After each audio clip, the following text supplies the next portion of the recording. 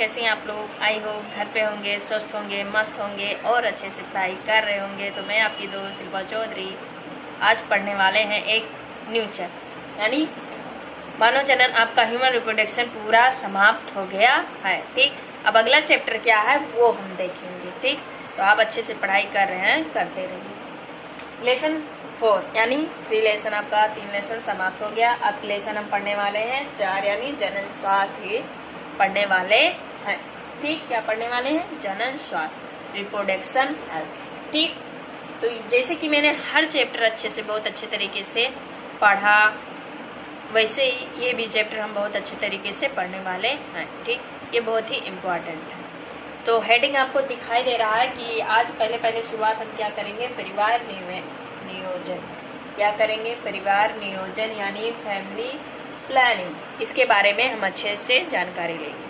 ठीक, तो परिवार नियोजन क्यों चलाया था? ठीक, जैसे कि आप जानते हैं कि जनसंख्या बहुत ही रफ्तार से बढ़ रही है। इसे रोकने के लिए कुछ ना कुछ तो करना पड़ेगा। ठीक, कुछ ना तो कुछ करना होगा। वो कहते सुनी होगी ना कि हम दो हमारे दो, हम दो हमारे दो, यानी हम तो 2 ही हैं लेकिन हमारे संतान भी 2 ही हो, इससे ज्यादा ना हो, वरना क्या होगा? बहुत ही हानि होगी इस देश का। ठीक, इसलिए क्या किया गया? परिवार नियोजन चलाया। ठीक, परिवार नियोजन का मतलब है कि जनसंख्या को कंट्रोल में करना, 2 से ज्यादा नहीं। ठीक, जैसे कि आप देख लीजिए यहाँ पर जब आजादी का समय था, क्या था? आजादी का समय,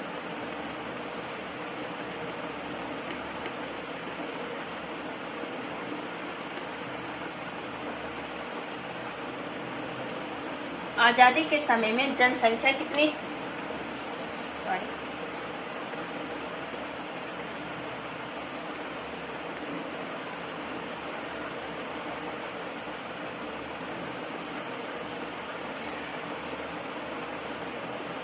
समय क्या? जनसंख्या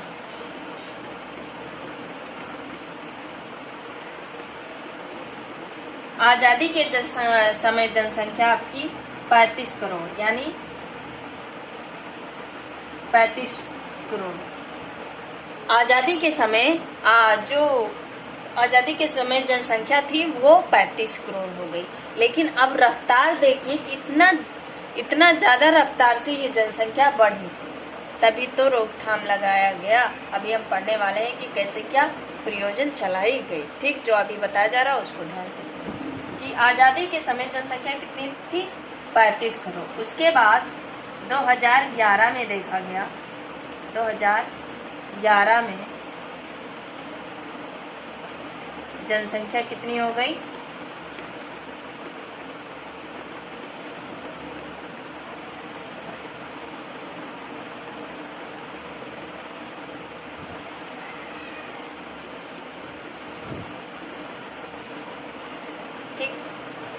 यानी आजादी के समय जनसंख्या 35 करोड़ थी। देखिए कितना रफ्तार से, इतने टाइम में कितना रफ्तार से बढ़ा कि 121 करोड़ हो गया। 35 और कहाँ 121 करोड़।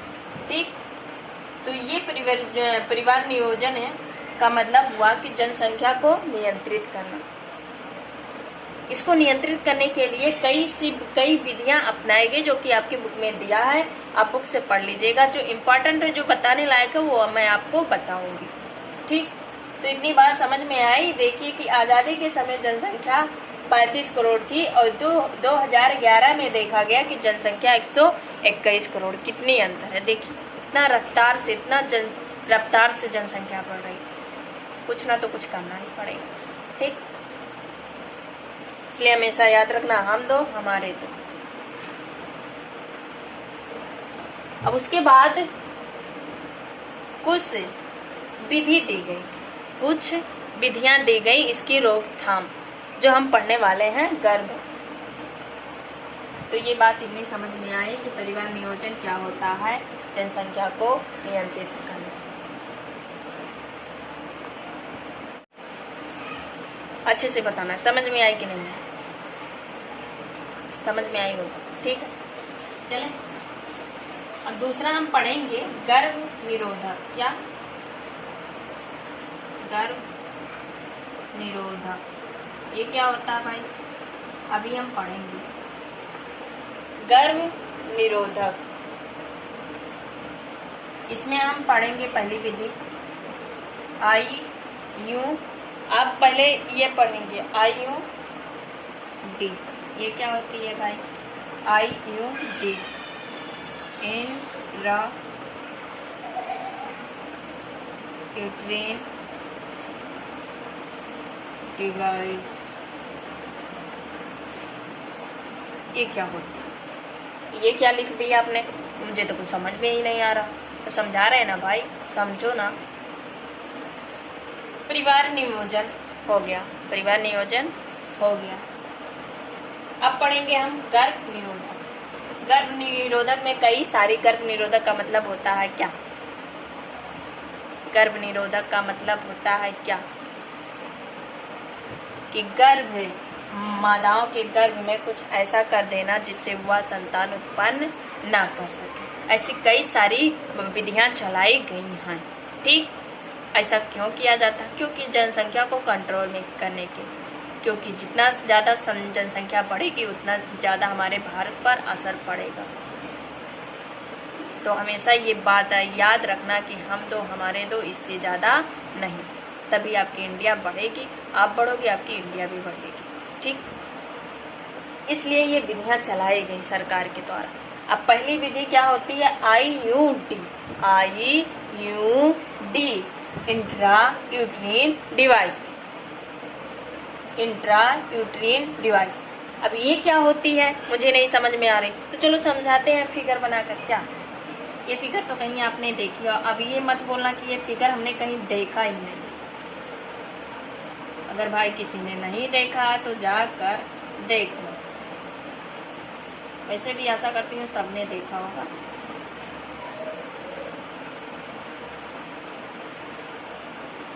ये वाली फिगर कहीं देखी है आपने, हाँ बिल्कुल देखी है। कहाँ देखी है, मानव जनन यानी तीसरे लेसन में देखी है, पूरा डिटेल में देखी है ना। तो यहाँ पर अंडाणु क्या, यहाँ से अंडाणु निकलकर कहाँ जाते हैं, हम बोले इस्थेमस जंक्शन पर जाते हैं, ठीक। अब यहाँ पर तो अंडाणु निकलकर पहुंचा है। अब ऐसा क्या किया जाए कि शुक्राणु इससे निषेचन ना कर पाए, इसलिए क्या किया जाता है, IUD, इंट्रा यूट्रीन डिवाइसेज क्या की जाती है, इस गर्भाशय में लगा दी जाती है, गर्भाशय में लगा दी जाती है, जिससे क्या होते हैं, योनि के माध्यम से शुक्राणु अंडाणु के पास नहीं पहुंच पाते, जिससे संतान की उत्पत्ति नहीं हो पाती। बहुत से ऐसे लोग हैं जो संतान उत्पन्न करना नहीं चाहते हैं, लेकिन बाई चांस से हो जाती है, वो भी पढ़ेंगे कैसे इसकी रोकथाम की जाती है, ठीक। तो ये समझ में आया। अब इसके हम कुछ एग्जाम्पल पढ़ेंगे, ठीक। इसके जो IUD, इंट्रा यूट्रीन डिवाइस है, उसके कुछ एग्जाम्पल पढ़ेंगे कि क्या होते हैं। इतनी बात क्लियर समझ में आई, आगे चलें आगे। तो देखिए, अब गर्भ निरोधक यानी IUD, इंट्रा यूट्रीन डिवाइस के एग्जाम्पल देंगे। पहला आपका जो होगा वो होगा कापर आयरन, इसकी हिंदी होती है आपकी तांबा मोचक।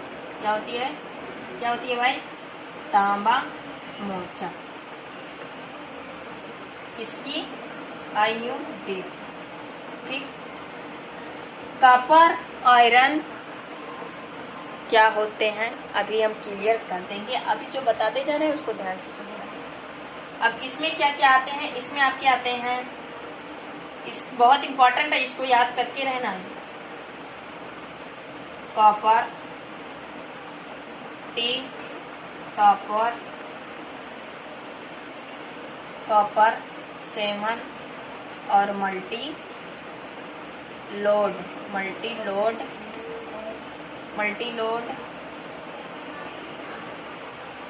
70, अरे क्या बोलते हैं 375 बोलते हैं, ठीक, बोलते हैं, इतना तो पता होगा, ठीक। अब देखिए, इसको मिटाने से पहले, मिटा दे कि अभी रहने दे, इसको मिटाने से पहले देखिए एक बार और समझा दे रहे हैं। कि परिवार नियोजन क्या होती है, फैमिली प्लानिंग क्या होती है, ये जनसंख्या को क्या करना, नियंत्रित करना। यानी बहुत, जैसे कि आप जानते हैं यूपी में या कहीं भी, यूपी में जनसंख्या की बहुत रफ्तार से ही बढ़ रही है, ठीक। तो उस जनसंख्या को रोकने के लिए सरकार ने कई नियम अपनाए, यानी कई विधियां अपनाई दी। जैसे कि उदाहरण के समय ले लीजिए कि आज़ादी के समय जनसंख्या कितनी थी, 35 करोड़। खुद देख लीजिए, और 2011 में जनसंख्या कितनी हो गई, 121 करोड़। तो आप खुद सोचिए कि जनसंख्या कितने ही रफ्तार से बढ़ रही है। ये आपका था परिवार नियोजन। गर्भ निरोधक का मतलब होता है क्या, अब इसको कंट्रोल करने के लिए कई सारी विधियां दी गई। जैसे कि गर्भ निरोधक का मतलब होता है कि कोई भी, जैसे कोई भी मतलब संतान उत्पन्न करना चाहता है, नहीं करना चाहता है, लेकिन बाई चांस हो जाती है, जिसका रोकथाम करने के लिए कुछ विधियां दी गई हैं, ठीक। वही आपका गर्भ निरोधक होता है। जैसे कि पहली विधि आप देख लिए, IUD, इंट्रा यूट्रीन डिवाइस, ठीक। ये क्या होती है, जैसे कि एग्जाम्पल के तौर में ले लीजिए, इसमें क्या आती है, कॉपर आयरन में क्या क्या होती है, कॉपर टी, कॉपर 7 और मल्टीलोड 375। ये बहुत इम्पोर्टेंट है कि कॉपर आयरन ऐसी कौन कौन सी चीज है जो कॉपर आयरन उत्पन्न करते हैं। तो आपका कॉपर टी जो कि कॉपर आयरन उत्पन्न करता है, कॉपर 7 ये भी कॉपर आयरन उत्पन्न करता है। इसकी हिंदी होती तांबा मोचक। अभी आप सोचते होंगे कि क्या कॉपर कर रही है, कॉपर मतलब होता है क्या, तो सुनिए, ये जो आपकी गर्भाशय है, क्या आपकी गर्भाशय है, यहाँ पर क्या की जाती है, इस कॉपर आयरन को लगा दी जाती है। क्या की जाती है, कॉपर आयरन को लगा दी जाती है कहाँ, माता के गर्भाशय में, ठीक। ताकि यहाँ शुक्राणु तैरता हुआ जाता है और कॉपर इसको क्या कर देता है, निष्प्रभावी कर देता है, यानी इसे नष्ट कर देता है और यह शुक्राणु अंडाणु के पास नहीं पहुँच पाता है, जिससे संतान की उत्पत्ति नहीं होती है। ये आपकी पहली प्रोसेस थी, ठीक। ये पहली, वैसे भी बहुत सारी विधियां हैं, लेकिन जो बताने लायक है उसको हम बता रहे हैं और उससे पढ़ लेना, ठीक। तो इतनी बात क्लियर समझ में आई। अब कुछ ही एग्जाम्पल के तौर पे, जैसे कि हार्मोन्स उत्पन्न करते हैं, कुछ हार्मोन्स के माध्यम से क्या होते हैं, शुक्राणु क्या होते हैं, अंडाणु के पास नहीं पहुंचते, ठीक। अब बाई चांस शुक्राणु अंडाणु के पास पहुंच भी गए तो वो हार्मोन्स क्या करते हैं, इनके गर्भाशय को क्या करते हैं, गर्भाशय की जो दीवारें होती हैं उनको क्या कर देती हैं, इस प्रभावी कर देती हैं। वो तो कर लेते हैं, निषेचन फ्यूज तो कर लिए, लेकिन भ्रूण नहीं बना सकते हैं। ये भी आपकी एक उदाहरण है। तो इतनी बात क्लियर, ये आपका था गर्भ निरोधक। अब अगली प्रोसेस हम देखेंगे। तो इतनी बात क्लियर समझ में आई, आगे चले।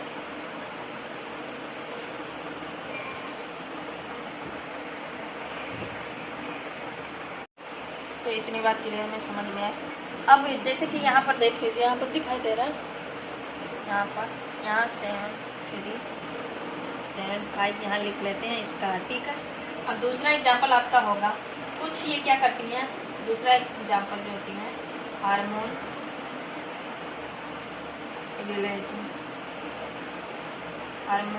रिलीजिंग, इसमें क्या होता है, इसमें आपका आता है LNG20 ये अलग, ठीक। और एक होता है प्रोजेस्टेरोन।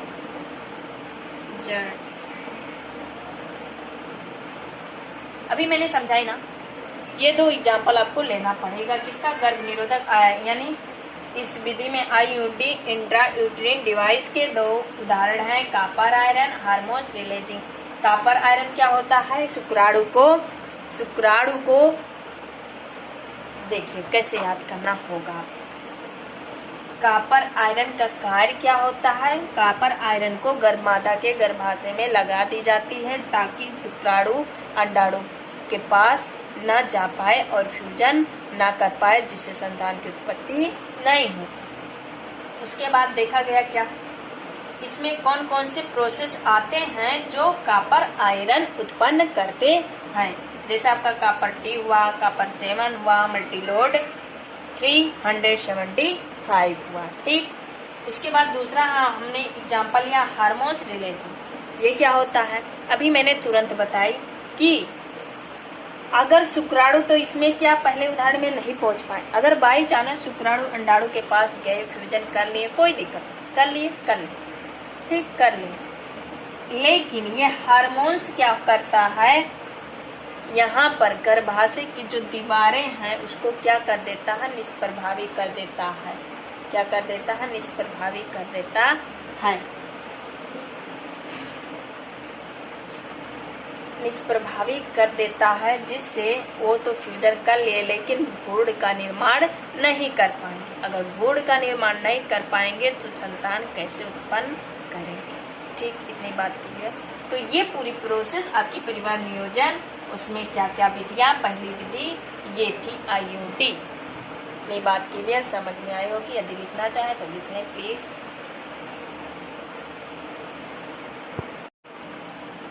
तो मिटा दे।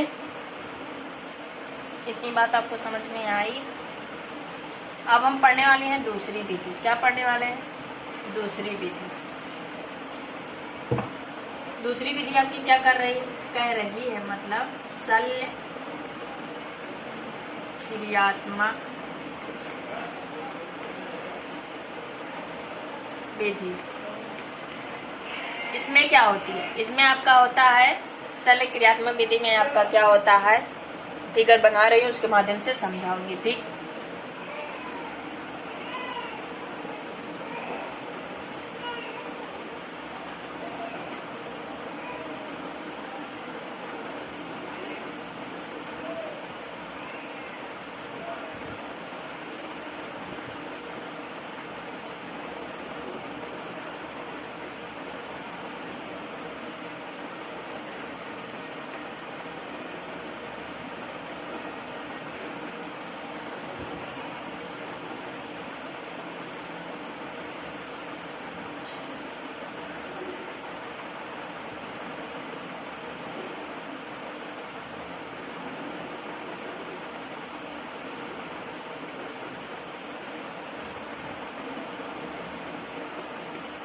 फिगर कहीं आपको देखी होगी, आपने देखी क्या होगी, देखा होगा। ये आपकी क्या है, फैलोपियन ट्यूब। ठीक, और ये वाली फिगर आपने कहीं देखी होगी, कहाँ देखी पता नहीं, क्यों कहाँ देखी पता नहीं। अरे भाई तो याद कर लो कि हमने कहाँ देखी, कहीं तो देखी होगी, ऐसे तो मैंने नहीं बनाया। ये आपकी जो नलिका निकली है, ये आपकी जो नलिका निकली है उसे क्या बोलते हैं, वासा डिफरेंस, वासा डिफरेंस। ठीक, इतनी बात क्लियर। ये दोनों फिगर यानी फर्स्ट सेकंड, नो, इसको लिखेंगे आप नर अंग, इसको लिखेंगे आप मादा अंग। एक विधि तो हमने पढ़ा कि संतान की उत्पत्ति ना हो, ऐसी कौन सी विधि अपनाई जाए। तो पहले मैंने विधि बता चुकी हूँ। पहली विधि में क्या था, मैंने कॉपर आयरन कहाँ लगाया, मादा के गर्भाशय में, ताकि वह शुक्राणु को जाने से रोके और वह फ्यूजन ना कर सके। फिर दूसरा उदाहरण मैंने लिया कि कुछ हार्मोन्स रिलीज होते हैं जो क्या करते हैं, मादा के गर्भाशय की दीवार को निष्प्रभावी कर देते हैं, ताकि शुक्राणु बाई चांस से क्या कर ले, फ्यूजन कर ले, लेकिन भ्रूण ना बना सके। इस प्रकार संतान की उत्पत्ति नहीं होगी। अब दूसरी विधि आपकी क्या कह रही है, शल्य क्रियात्मक विधि। ये क्या होती है, इस विधि में मेरे बाबू होती है कि ये आपकी पूरी संरचना किसकी दिख रही है, मादा भाग की। किसकी भाई, मादा भाग की। कौन सा अंग है, प्राथमिक अंग है, बहुत इंपॉर्टेंट है, पूछी जाती है। प्राथमिक अंग आपकी क्या होती है, अंडाशय होती है, यहाँ पर उपस्थित है। ठीक, तो ये कौन सा भाग है आपका, मादा अंग। ठीक, मादा अंग में ये हमने क्या लिख दिया, फैलोपियन ट्यूब। यो क्यों लिखा, पूरा भाग क्यों नहीं लिखी, क्योंकि यही हम पढ़ने वाले हैं। इस फैलोपियन ट्यूब को क्या कर देते हैं, काट देते हैं, काट देते हैं। इस फैलोपियन ट्यूब को काट कर बांध देते हैं।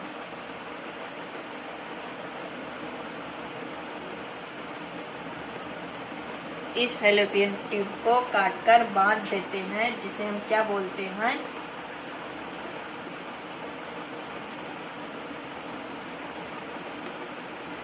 ट्यूबेक्टोमी।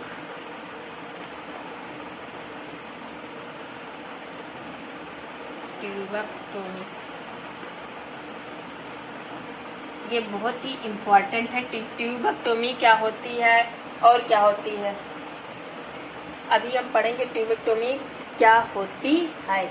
मादा के फैलोपियन ट्यूब को काट कर बांध दिया जाता है, जिससे क्या होती है, ना तो शुक्राणु उस स्थान पर पहुंच जा पाता है, ना तो अंडाणु इस जगह पर एम्पोलिस थैमस पे पहुंच पाता है, और दोनों आपस में फ्यूजन नहीं कर पाते हैं, जिससे क्या होती है, संतान की उत्पत्ति नहीं होती है। समझ में आई? अभी नहीं आई होगी, अभी नहीं आई होगी। जब ये समझोगे तो आप, ये आपकी क्या है, भेषण है। किसका? नर भाग का भेषण। इस भेषण के ऊपरी जो नलिका होती है उसे क्या बोलते हैं, वासा डिफरेंसिया। इस वासा डिफरेंसिया को दिखाई नहीं दे रहा, कौन सा नलिका है, अरे भाई ये ही नलिका है आपका, ये इसका है, ये इसका है। इसको क्या किया जाता है, काट दिया जाता है इसको, जिसे हम क्या बोलते हैं, वासाटोमी। पूछी जाती है, नीट के एग्जाम में भी पूछा गया था, साल 2015 में नीट के एग्जाम में ये पूछा गया था ये क्वेश्चन कि वासाटोमी और ट्यूबेक्टोमी क्या होती हैं। तो ट्यूबेक्टोमी का मतलब होता है कि मादा के फैलोपियन ट्यूब को काटकर बांध देना ही क्या कहलाता है, ट्यूबेक्टोमी। और वासाटोमी क्या होता है, नर भाग के भेषण में उपस्थित वासा डिफरेंसिया जैसी नलिका को काटकर बांध दिया जाता है, क्या कहलाता है, वासाटोमी। तो डिफरेंस पता चल गया, अंतर पता चल गया कि ट्यूबेक्टोमी मादा के नलिका को काटकर, किस नलिका को, फैलोपियन ट्यूब को काटकर बांध देना ही ट्यूबेक्टोमी, और इसके वासा डिफरेंसिया को काटकर बांध देना वासाटोमी। यानी इसका देखो नाम वासा डिफरेंसिया, इसमें वासाटोमी, इसमें ट्यूब आया, ट्यूबेक्टोमी नलिका। ठीक, इतनी बात से किया। अब पूरा प्रोसेस देखते हैं कि हमने तो अभी अंतर बताया, अब कैसे में उत्पन्न कर पाएंगे वो ये विधि हम समझाने वाले हैं। ठीक भाई, तो देखिए भाई, किसमें क्या होती है, ये आपका मादा भाग है। मादा भाग के क्या,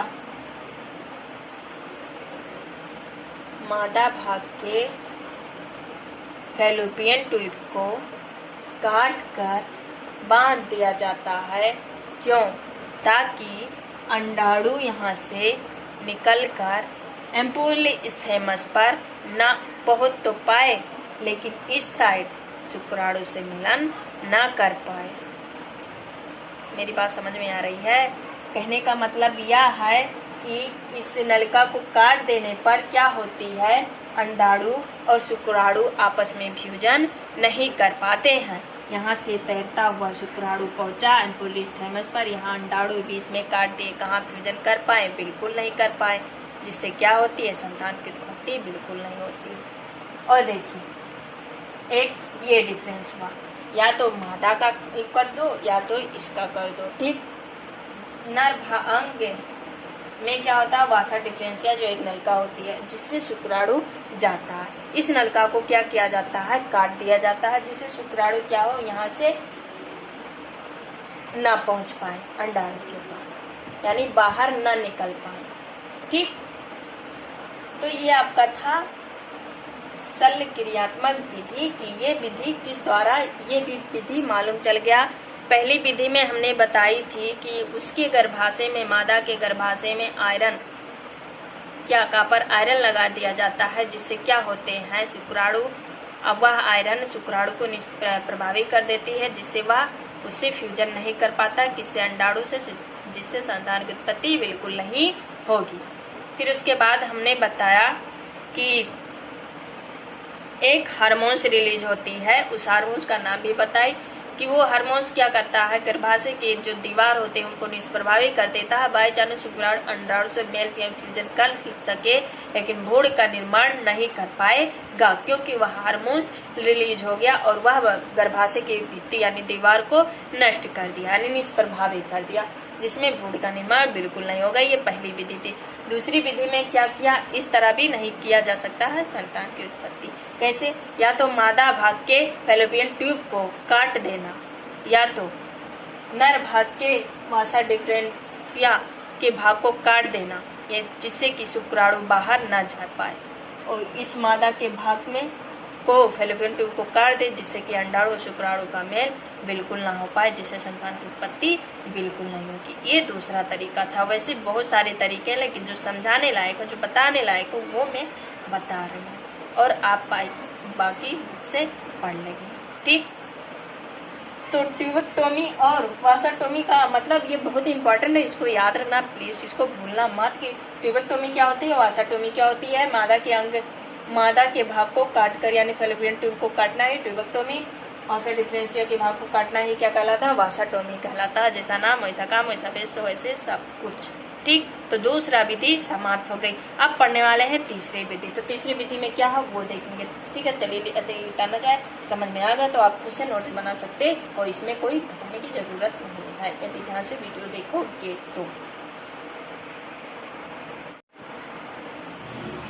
तो मिटा दे, हो गया आपका ही। अब तीसरी विधि आखिरी विधि है जो कि हम पढ़ने वाले हैं, बाकी विधि आप बाबू पढ़ लोगे क्योंकि जो समझाने लायक है जो मैं समझा रही हूँ। अब तीसरी विधि में क्या बोल रहा है, तीसरी विधि का नाम आपका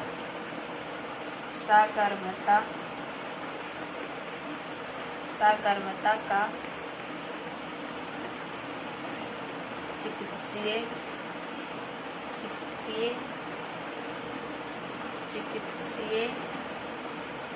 समापन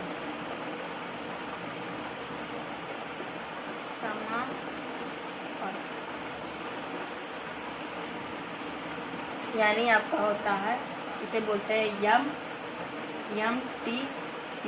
ये क्या होती है, तो ये आपकी होती है मेडिकल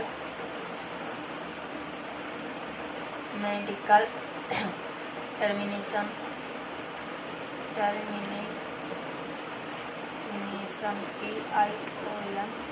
ऑफ प्रेगनेंसी।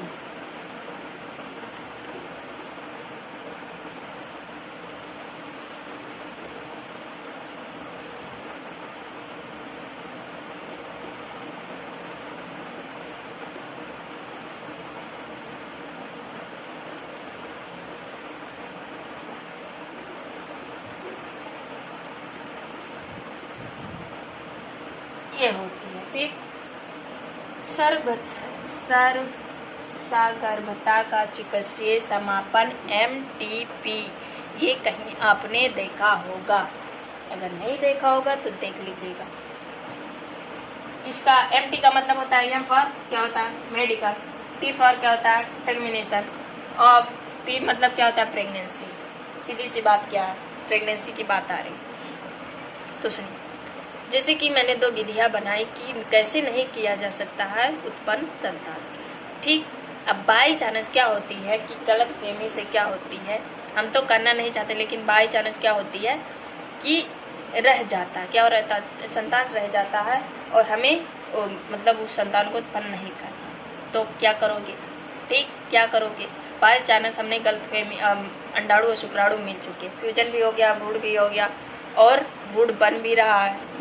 ठीक, तो आप क्या करें, और मुझे करनी नहीं है, ऐसे बहुत से लोग होते हैं। ठीक, तो क्या होता है कि ये विधि अपनाई जाती है, ये विधि अपनाई जाती है कब, जब अंडाणु और शुक्राणु मिलकर आपस में संभोग करके भ्रूण का निर्माण कर लेते हैं। बाद में उन्हें पता चलता है कि मुझे संतान की उत्पत्ति नहीं करनी है लेकिन गलत फहमी से हो जाती है, तो ऐसी कौन सी विधि अपनाई जाती है जिससे वह उस चीज से छुटकारा पा सके। तो ये है वो विधि। डायरेक्टली से बात आपने सुनी होगी, एक ही शब्द में कहूंगी कि आपने वो बात सुनी होगी। ये बात तो भाईजान किसी ने सगर्भता का चिकित्सीय समापन यानी मेडिकल टर्मिनेशन ऑफ प्रेगनेंसी, ये किसी ने नहीं सुनी होगी, लेकिन ये वाला तो सुनी होगी, एबॉर्शन। अब ये मत कहना कि ये वर्ड मैंने नहीं सुनी। एबॉर्शन, एबॉर्शन का नाम सुनियो, क्योंकि बहुत से लोग क्या करते हैं, एबॉर्शन करवा लेते हैं। गलतफहमी से क्या होती है, भूड बनना शुरू हो जाती है, यानी रह जाता है, तो क्या करते हैं, सोचते हैं कि एबॉर्शन करवा लें इस छुटकारा से पाने के लिए। ठीक, तो क्या होता है, ये कब निर्धारित करता है, यानी मुझे कब करवाना चाहिए, कब नहीं कराना चाहिए, इसके बारे में हम जानकारी लेंगे। कौन सा दिन अच्छा, मतलब कितने महीने में, कितने दिन में हमें ये तत्काल करानी चाहिए, उसके बाद हम कराते हैं तो क्या होता है, हमारे साथ बहुत बड़ा मतलब घटना घट सकती है, आपकी मृत्यु भी हो सकती है, कुछ भी हो सकती है। ठीक, इसलिए ये एबॉर्शन कितने महीने यानी 3 महीने के अंदर में आपका हो जाना चाहिए।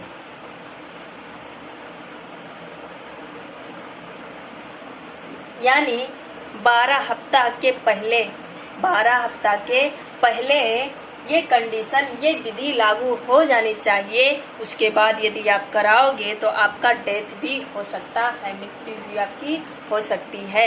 लेकिन इसलिए इस चैप्टर को इसलिए बनाया गया है कि इसे आप पढ़िए, इसे समझिए और इसका पालन करिए। ठीक, बहुत से लोग इसका क्या करते हैं, दुरुपयोग करते हैं, लेकिन ऐसा नहीं करना चाहिए। इसका तभी उपयोग करना चाहिए जब तुम्हारी जरूरत। ठीक, इसलिए हमेशा क्या होता है, डायरेक्टली ये डॉक्टर क्या करता, नहीं करता, जल्दी ये कार्य नहीं करता। बहुत से लोग होते हैं ऐसे कि क्या बताएं कुछ। उसके बाद क्या होता है, इसमें देखो समय की बात कर रहा है, एबॉर्शन की समय कितनी, कब करवाना चाहिए, 12 सप्ताह में। क्या 12 सप्ताह में, अर्थात 3 महीने के अंदर ही 3 महीने के अंदर ही एबॉर्शन करवानी है।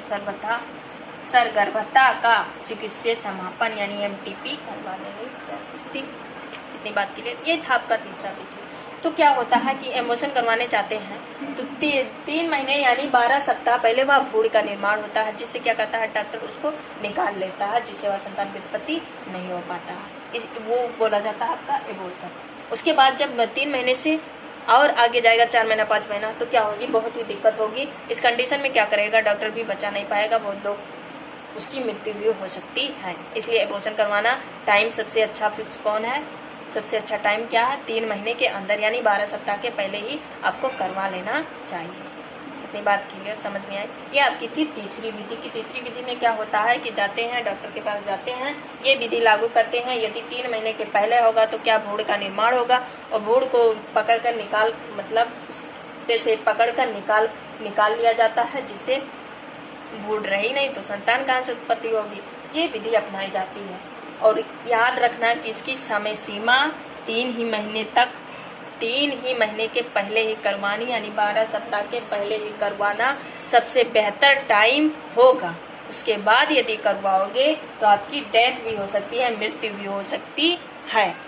तो फिक्स टाइम 3 महीने 12 सप्ताह के पहले एबॉर्शन करवाना उचित होगा। ये था आपका तीसरा। ठीक, तो 2 मिनट लगेगा। जितना आज पढ़ाई हूँ समझ में आया होगा। 3 विधि समझाने लायक था, मैंने समझाया, और विधि बाकी बुक से जो पढ़ लीजिए। ठीक, अब जो आगे वाला प्रोसेस है वो अगले वीडियो में हम लेकर आएंगे। आज जितना पढ़ाया गया आप उसको अच्छे तरीके से पढ़ाई करिए, रिवाइज करिए, मस्त रहिए, सुस्त रहिए और सब कुछ करिए। ठीक, तो 2 मिनट लगेगा समझाने के लिए। मैं जल्दी पहला प्रोसेस बताऊँ। पहले प्रोसेस में हमने क्या किया, पहले प्रोसेस में हमने किया कि जो कॉपर आयरन होती है, वह मादा के गर्भाशय में लगा दी जाती है।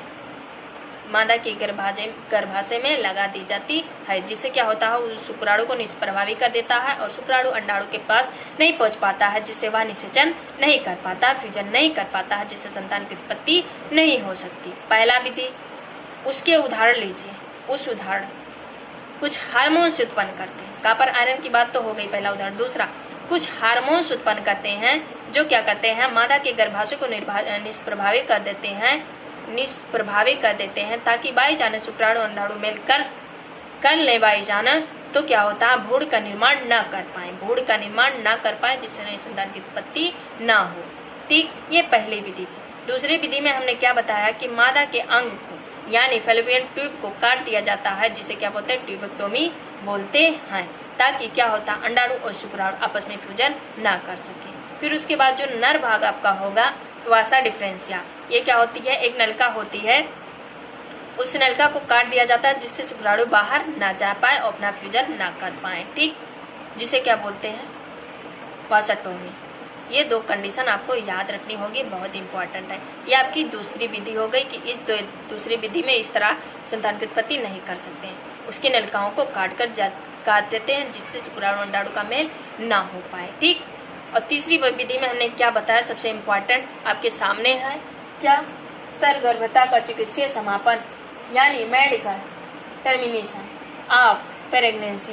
इसका मतलब ना समझ पाए तो शॉर्टकटली आप एबॉर्शन का नाम बहुत लोग सुने होंगे। ठीक, एबॉर्शन करवा लीजिए, एबॉर्शन ऐसे लोग कहते हैं। ठीक, तो एबॉर्शन का जो होता है, बहुत से लोग जाते हैं क्या, संतान उत्पन्न तो नहीं करना चाहते, लेकिन बाई चांस क्या हो जाता है और भ्रूण का निर्माण हो जाता है। आप क्या करें, तो ये तीसरी विधि अपनाते हैं, डॉक्टर के पास जाते हैं, क्या होता है, और डॉक्टर के पास जाते हैं, एबॉर्शन करते हैं, यानी उस भ्रूण बन जाता है, भ्रूण को निकाल लेते हैं बाहर, जिससे नई संतान की उत्पत्ति बिल्कुल नहीं होती। लेकिन ये बात कंडीशन याद रखना कि बाई चांस आपके साथ गलती हो जाती है तो इसका एबॉर्शन का समय सीमा क्या होनी चाहिए, कब करवानी चाहिए, कब नहीं करवानी चाहिए, 3 महीने यानी 12 सप्ताह के पहले ही करवाना उचित होगा, तब आप अच्छे तरीके से करवा सकते हो। उसके बाद आप करवाओगे तो आपकी मृत्यु भी हो सकती है। तो इसको याद रखना हमेशा के लिए, और तीनों विधि याद रखना बहुत ही इम्पोर्टेंट है। ठीक, तो ये समय सीमा याद रखना, और एक याद रखना, एक डाला कि हम दो हमारे दो। ठीक, तब तक आप घर पे रहिए, स्वस्थ रहिए, मस्त रहिए और अच्छे से पढ़ाई करिए। जितना आज पढ़ाया गया है, आई होप, आशा करती हूँ आपको समझ में आया होगा। ठीक, जय हिंद, जय भारत।